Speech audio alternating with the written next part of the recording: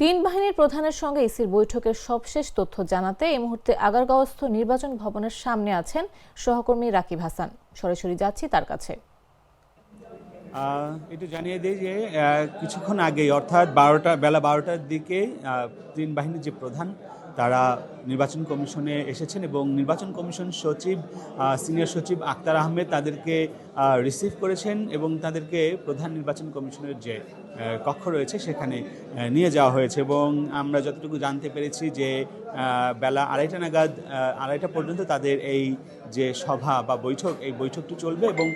তিন বাহিনীর প্রধানের সঙ্গে এই বৈঠকে প্রধান নির্বাচন কমিশনার সহ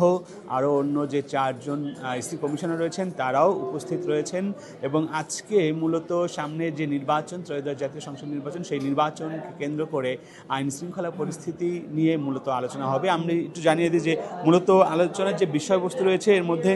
নির্বাচনের পূর্বে আইন শৃঙ্খলা পরিস্থিতি পর্যালোচনা, পাশাপাশি হচ্ছে অবৈধ অস্ত্র উদ্ধার এবং সন্ত্রাসী কার্যক্রম রোধে যৌথ বাহিনীর কার্যক্রম, পাশাপাশি প্রার্থী ও রাজনৈতিক দলের মধ্যে যে আচরণবিধি সেই আচরণবিধি পরিবেশ যেন বজায় থাকে, এই বেশ কিছু এজেন্ডা হাতে নিয়ে কিন্তু নির্বাচন কমিশনের সঙ্গে বৈঠকটি হচ্ছে। আপনারা জানেন যে তফসিল ঘোষণার পর দিন কিন্তু ঢাকা ৮ আসনের একজন সম্ভাব্য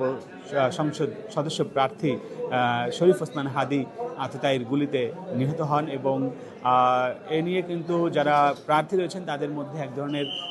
আশঙ্কা কাজ করছেন, এক ধরনের ভয় কাজ করছেন প্রচার প্রসারণ এবং নির্বাচনকে কেন্দ্র করে। মূলত